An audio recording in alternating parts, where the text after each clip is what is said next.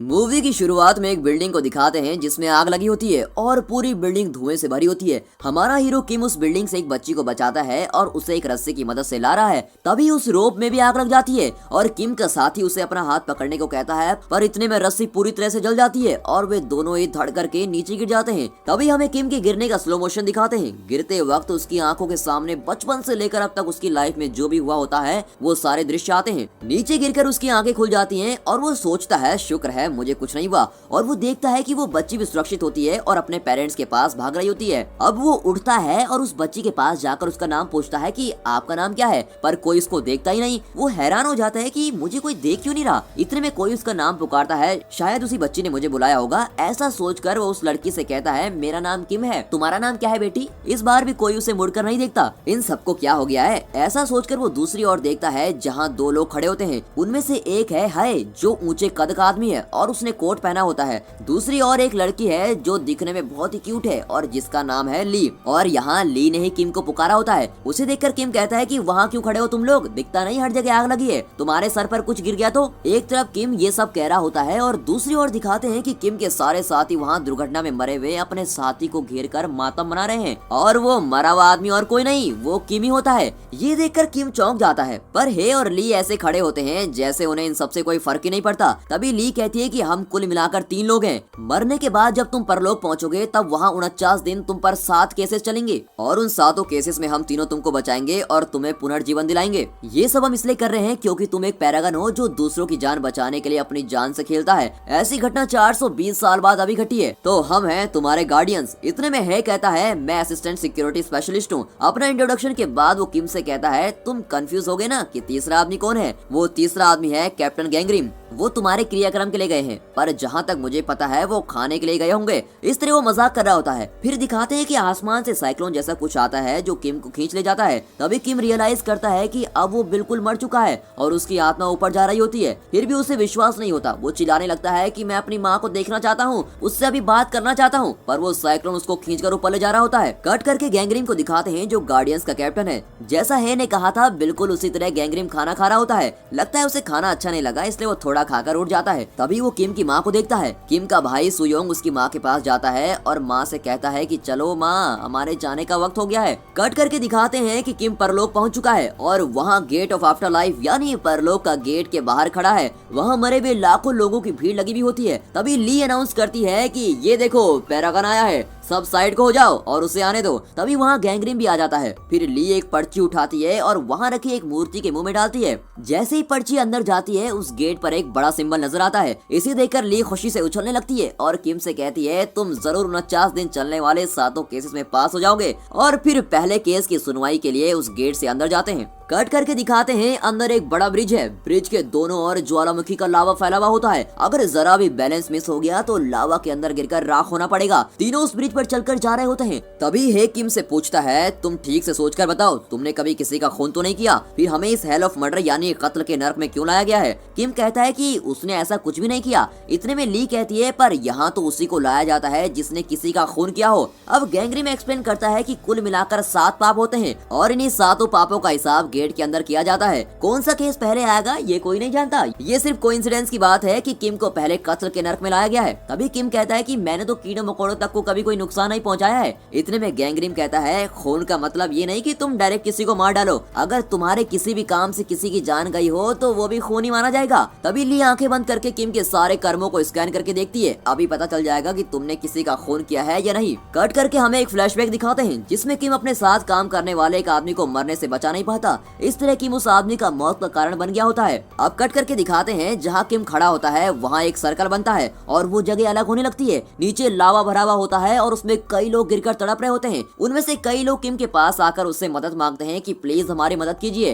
किम के लिए मदद करना कोई नई बात तो थी नहीं और वो खुशी से उन लोगों की मदद करने की कोशिश करता है। तभी वहाँ कत्ल का देवता यानी पहला जज प्रकट होता है और किम से पूछता है तुमने इन लोगों को बचाने की जरूरत कैसे की। उसकी गरजती हुई आवाज को सुनकर वो किम गिड़गिड़ाने लगता है है। कत्ल के देवता के पास 2 वकील भी होते हैं। उनमें से एक बूढ़ा होता है जो देवता को बताता है कि इस आदमी ने अपने साथ काम करने वाले आदमी को भी नहीं बचाया, इसी की वजह से वो ऑफिसर मर गया था। ये बेशक एक बहुत बड़ा जुर्म है माय लॉर्ड। इस तरह वो फिल्मी वकीलों जैसा डायलॉग बोल रहा होता है। अब दूसरे वकील को दिखाते हैं जो मोटा होता है और देखने में बहुत खाते पीते खानदान का लगता है। उसे कहीं पर भी सो जाने की आदत होती है। अब बूढ़ा वकील आवाज देकर उस मोटे को उठाता है। वो भी नींद से उठकर रटा हुआ डायलॉग बोलता है कि यस योर ऑनर, ये अपने साथी की मौत का कारण बना है और इसे कम से कम 50 साल की सजा तो होनी चाहिए। अब कत्ल का देवता गुस्से में आकर कहता है, पता नहीं तुम वकील कैसे बन गए। वो आदमी एक पैरागॉन है जो अपनी जान पर खेलकर दूसरों की जान बचाता है और इसलिए इसे कम से कम सजा मिलनी चाहिए। क्या तुम्हें इतना भी नहीं मालूम? मोटा वकील बहुत शर्मिंदा होता है और अब 50 की जगह 5 साल की सजा के लिए रिक्वेस्ट करता है। अब किम के गार्डियंस उसके पक्ष में बोलते हैं, ऑब्जेक्शन योर ऑनर। ऐसा कहकर गैंग्रिम अपनी आर्गुमेंट शुरू करता है।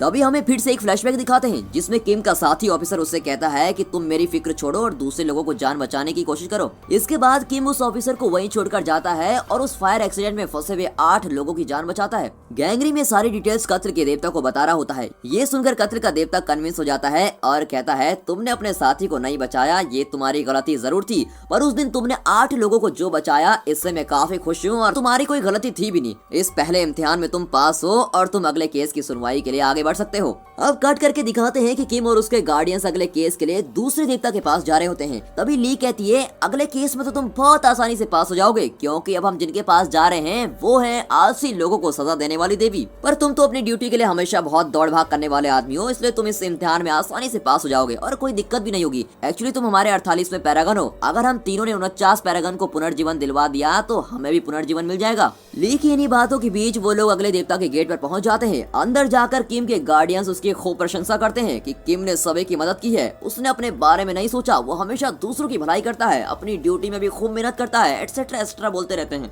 ये सारी बातें सुनकर वहाँ की देवी कहती है, तुम्हें कोई सजा नहीं मिलेगी, तुम जैसा अच्छा और मेहनती आदमी मैंने आज तक नहीं देखा, तुम्हारी तो यहाँ एक मूर्ति खड़ी करनी चाहिए। देवी शायद कुछ ज्यादा इम्प्रेस हो गई होती है। फिर वो किम से पूछती है, तुमने ये सब क्यों किया?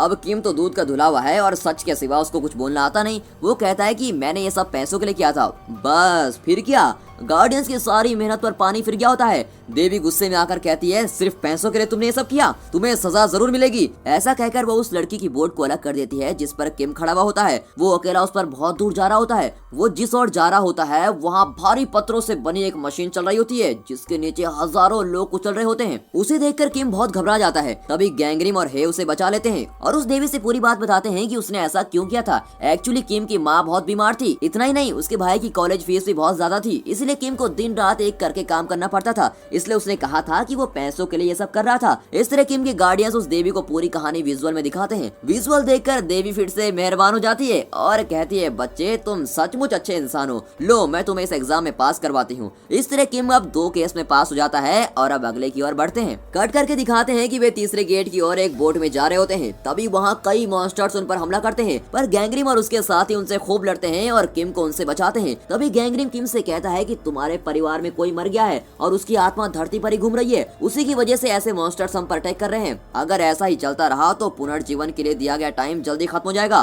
पर इसका सोल्यूशन है मेरे पास। मैं अभी धरती पर जाकर देखता हूँ कि वो आत्मा किसकी है और उसे ठिकाने लगा कर आता हूँ। तब तक हे और ली तुम्हारा ख्याल रखेंगे। इस तरह किम को दूसरे गार्डियंस को सौंपकर गैंग्रिम धरती के लिए निकलता है। कट करके धरती को दिखाते हैं जहाँ किम के परिवार का एक सदस्य मर गया है और वो और कोई नहीं, वो किम का भाई सुयोंग ही होता है। फिर गैंग्रिम अपनी तलवार निकालता है और उस सुयोंग की आत्मा को परलोक ले चलता है, पर वो सुयोंग अपने भाई जैसा मासूम नहीं होता। उसकी आत्मा गैंग्रिम को चकमा देकर भाग जाती है। गैंग्रिम भी उसको छोड़ता नहीं और उस आत्मा को खूब चेज करता है। और दोस्तों ये सीन मूवी में बहुत ही खतरनाक तरीके से पिक्चराइज किया गया है। बहुत चेज करने के बाद सुयोंग की आत्मा गैंग्रिम के हाथ में आ जाती है। कट करके परलोक में किम को दिखाते हैं। गार्डियंस के साथ जा रहे किम पर वो मॉन्स्टर्स फिर से हमला करने लगते हैं। गार्डियंस को अब चिंता होने लगती है क्योंकि गैंग्रिम अभी लौटा नहीं होता और उन्हें अकेले ही मॉन्स्टर्स का सामना करना होता है। तभी अचानक वहाँ बहुत बड़े 2 रूप दिखाई देते हैं और वो उन मॉन्स्टर्स को मारकर भगा देते हैं। वो रूप साक्षात देवताओं के देवता का होता है, उसी ने इन तीनों को बचाया होता है। उस देवता को देखकर गार्डियंस सर झुकाकर उन्हें प्रणाम करते हैं, लेकिन वो किम वैसा का वैसा ही खड़ा रहता है। पर गार्डियंस उसे भी जबरदस्ती प्रणाम करवाते हैं। इतने में देवताओं का देवता पूछता है, ये तो पैरागन है ना, फिर इस तरह के मॉन्स्टर इसे क्यों सता रहे हैं?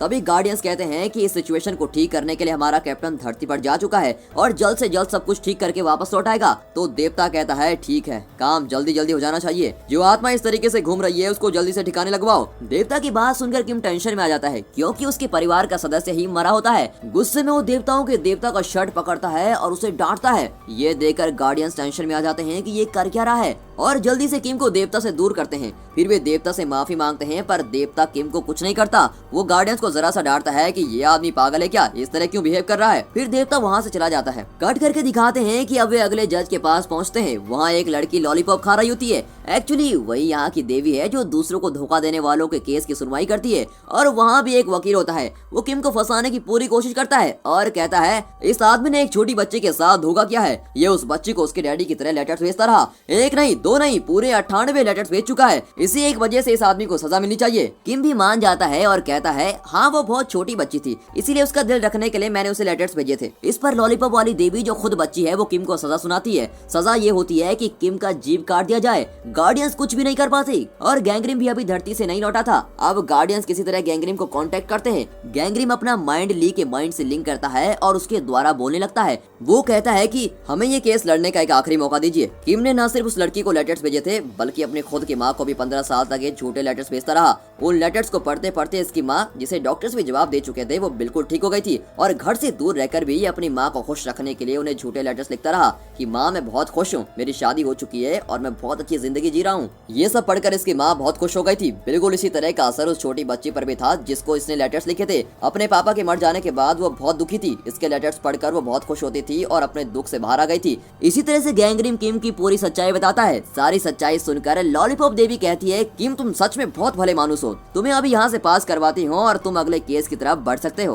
कट करके एक जंगल को दिखाते हैं जहाँ तीनों चल रहे हैं। तभी वहाँ गैंग्रिम पहुँचता है और किम से कहता है मैंने तुम्हारी माँ को देखा और वो बिल्कुल ठीक है, तुम्हारा भाई भी बिल्कुल ठीक है। ये सुनकर किम खुश हो जाता है कि चलो भाई शुक्र है मेरे परिवार में किसी को कुछ नहीं हुआ। तभी गैंग्रिम दोनों गार्डियन से कहता है कि सुयोंग मर गया है पर ध्यान रखें कि किसी को इस बात की खबर ना हो। ऐसा कहकर वो फिर से धरती के लिए रवाना हो जाता है। कट करके दिखाते हैं कि सुयोंग के साथ क्या हुआ था। सुयोंग एक सोल्जर होता है। वो रात को एक वॉच टावर पर खड़ा उस एरिया को गार्ड कर रहा होता है। उसके साथ एक जूनियर सोल्जर भी होता है जो बहुत डरा हुआ होता है। सुयोंग उसकी हिम्मत बढ़ाता है और उसे मोटिवेट करते हुए उसे गले लगाता है पर तभी वो जूनियर सोल्जर गलती से गन का ट्रिगर दबा देता है। सुयोंग को गोली लगती है और उसके मुंह से भी खून निकलने लगता है। इस हालत में भी वो अपने जूनियर को बचाना चाहता है और कहता है तुम सिर्फ कर्नल को फोन कर दो, दूसरे किसी को कुछ भी मत बताना वरना तुम मुश्किल में फंस जाओगे। फिर कर्नल वहाँ पहुँचता है और सुयोंग को देखकर वो घबरा जाता है क्योंकि उसी ने दोनों को यहाँ खड़ा किया था। उसे इस बात का भी डर था कि उस पर इंक्वायरी होगी कि उसने जूनियर सोल्जर को ऐसी रिस्की जगह को गार्ड करने के लिए क्यों रखा था।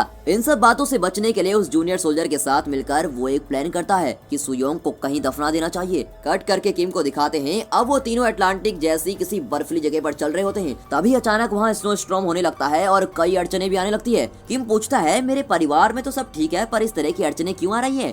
वहाँ एक रोप कार नजर आती है और तीनों उस पर चढ़ जाते हैं। कट करके फ्लैशबैक में सुयोंग को दिखाते हैं। वो मरा नहीं, अभी भी जिंदा होता है पर कर्नल और जूनियर सोल्जर ये नहीं जानते कि वो जिंदा ही है और उसको दफना देते हैं। फिर वे उसकी माँ के पास जाते हैं और कहते हैं कि आपका बेटा कहीं भाग गया है, आर्मी में ज्वाइन करने के बाद न जाने वो कहाँ भाग गया। इस तरह झूठ पे झूठ बोलकर वो उसकी माँ को दुखी कर रहे होते हैं। ये फ्लैशबैक देखकर गैंग्रिम को भी अपना फ्लैशबैक दिखने लगता है। बिल्कुल इसी तरह गैंग्रिम के पिता भी किसी युद्ध में लाशों के बीच जिंदा गड़ गए थे। उनकी इस तरह की मौत से गैंग्रिम की माँ भी बहुत रोई हुई होती है। कट करके हेल ऑफ इनजस्टिस यानी अन्याय के नर्क को दिखाते हैं। यहाँ उन लोगों को सजा दी जाती है जो अपने स्वार्थ के लिए दूसरों को धोखा देते हैं। ऐसे लोगों को यहाँ एक कांच के बॉक्स में बंद करके फ्रीज कर देते हैं और उन्हें बहुत टॉर्चर किया जाता है। ये सारी डिटेल्स ली बता रही होती है। कट करके अगले सीन में तीनों को एक रोप कार में जाते हुए दिखाते हैं। तभी न जाने है कि ख्यालों में खो जाता है और वो किम को बता देता है कि उसका भाई मर चुका है। ये सुनकर किम चौंक जाता है। उसी वक्त उस रोप कार का रोप कट जाता है और कार एक तरफ से लटक जाती है। अपना किम तो फायर फाइटर है, वो बड़ी खूबी से खुद को और अपने गार्डियंस को बचा लेता है।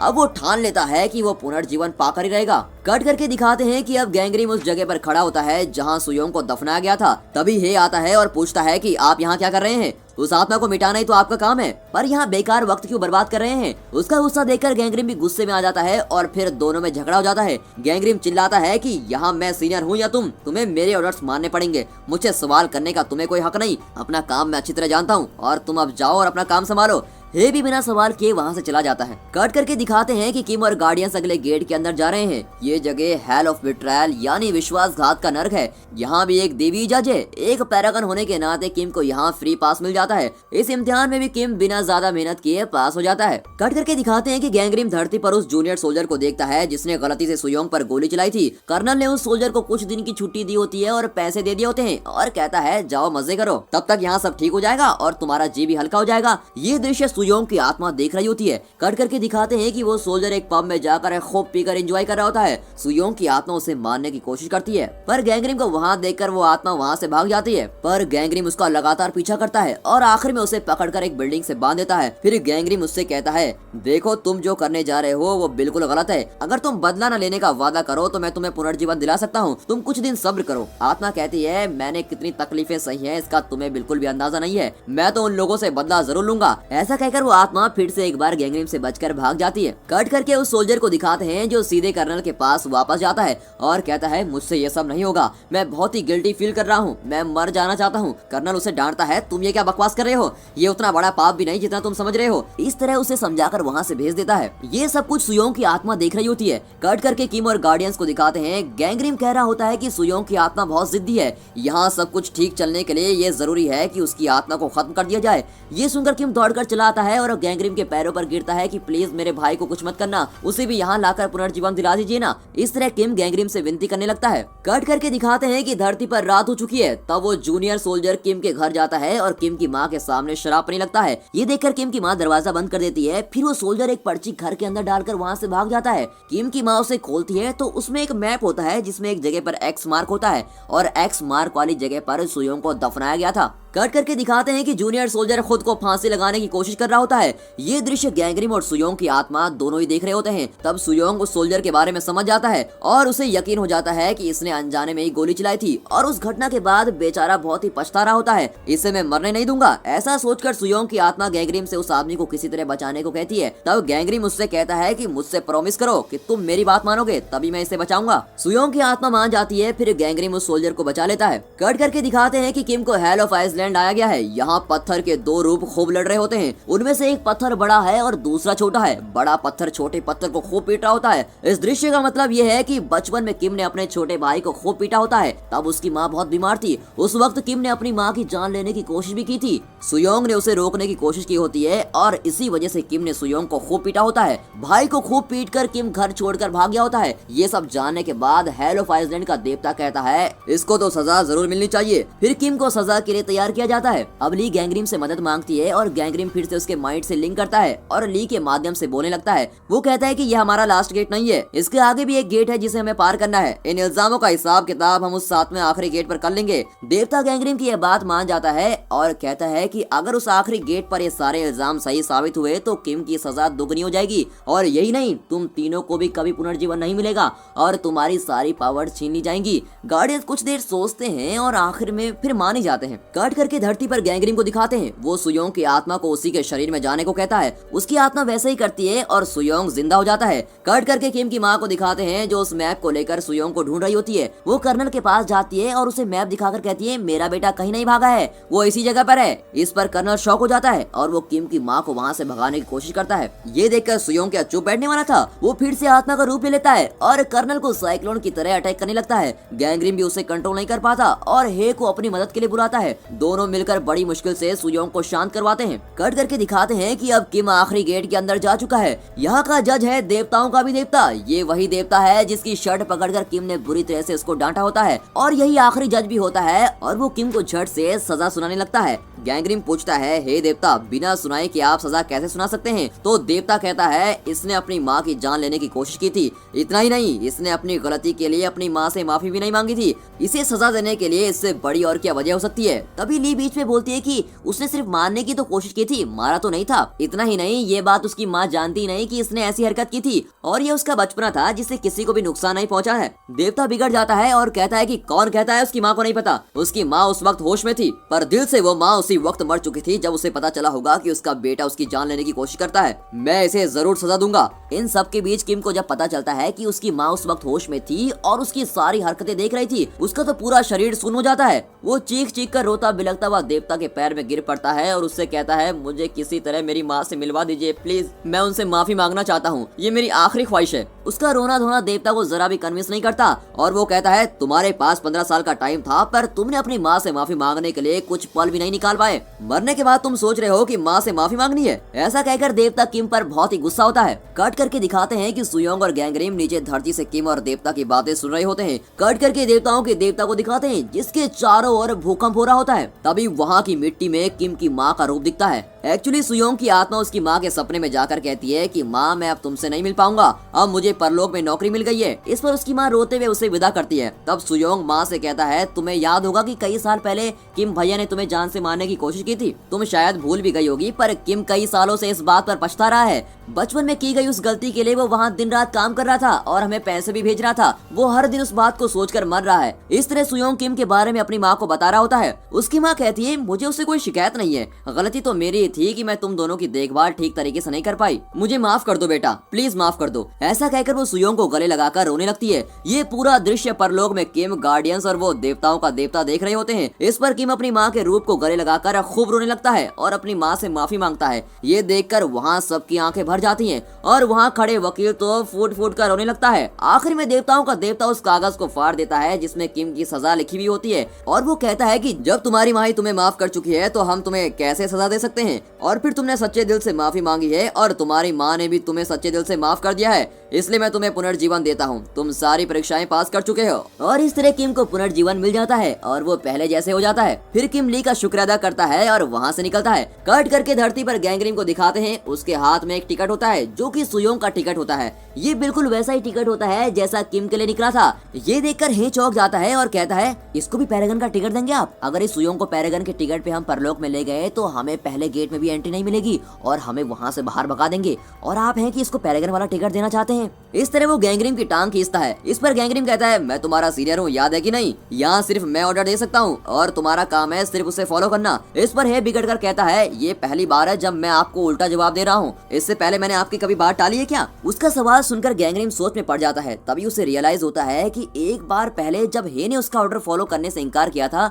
वो एक्चुअली हे नहीं था। देवताओं के देवता हे का रूप लेकर गैंगरेम से झगड़ा किया हुआ होता है और देवताओं ने इसलिए ऐसा किया होता है क्योंकि धरती पर जिस काम के लिए गैंगरेम आया था उसे पूरा किए बगैर वो बेवजह सुयोंग की आत्मा के साथ लुका छिपी खेलकर वक्त बर्बाद कर रहा था। ये बातें अब गैंगरेम साफ साफ समझ जाता है। कट करके किम की माँ को दिखाते हैं। उसके नाम एक पार्सल आया होता है और उस पार्सल को गैंगरेम डिलीवर करता है। उस पार्सल में एक राइस कुकर होता है जो किम ने अपनी माँ के लिए खरीदी थी। कुकर के अंदर एक चिट्ठी होती है जो किम ने आखिर में अपनी माँ को लिखी थी। उस चिट्ठी में किम ने अपनी माँ से अपनी सारी गलतियों के लिए माफी मांगी होती है और उसमें ये भी लिखा होता है कि उसने माँ को जान से मारने की कोशिश क्यों की थी। उस वक्त वो बहुत कम उम्र का था, उसकी माँ बहुत बीमार थी और उसके बचने का कोई चांस नहीं था, इसीलिए किम अपनी सोती हुई माँ को बिना तकलीफ दिए मारकर खुद को और अपनी फैमिली को भी खत्म करने वाला था और यही उसका प्लान था। पर उस दिन सुयोंग ने उसे देख लिया था और इसी वजह से वो घर छोड़कर भाग गया था। पर वो 15 साल घर से दूर रहकर भी अपनी माँ और भाई का पूरा ख्याल रखता था। उसके लिए बहुत मेहनत करके काम करने लगा और उन्हें पैसे भेजता रहा। इतना ही नहीं, अपनी बीमार माँ को खुश करने के लिए 15 साल तक वो चिट्ठियाँ भेजता रहा कि वो एक बहुत ही खुशहाल जिंदगी जी रहा है। उसने ये सब भी लिखा होता है कि उसकी शादी हो गई है और वो अपने परिवार के साथ बहुत सुखी है। उसकी चिट्ठियां पढ़कर उसकी माँ को अपने बेटे पर बहुत गर्व होता है। कट करके दिखाते हैं कि गैंगरेम, हे और ली अब अपने 49वें पैरागन यानी सुयोंग को परलोक ले आए हैं और उसे पुनर्जीवन दिलवाने का प्रोसेस शुरू कर रहे हैं। अगर इन तीनों गार्डियंस ने इस पैरागन को पुनर्जीवन दिलवा दिया तो तीनों गार्डियंस खुद भी पुनर्जीवन पाकर मुक्त हो जाएंगे। इस मैसेज के साथ ये मूवी यहाँ पर खत्म होती है। आगे चलकर क्या इन गार्डियंस ने सुयोंग को पुनर्जीवन दिलवाया और गैंगरेम का फ्लैशबैक क्या है, ली और हे का फ्लैशबैक क्या है, ये सब जानने के लिए इस मूवी का सीक्वल देखना जरूरी है। जल्दी हम इसका सीक्वल वीडियो भी लेके आने वाले हैं, इसलिए चैनल को सब्सक्राइब करना ना भूलिए। साथ ही अपने फ्रेंड सर्कल में इस वीडियो को शेयर जरूर कीजिए ताकि वे इस वीडियो और इसके सीक्वल को देखकर एंजॉय कर सकें। And finally thanks for watching.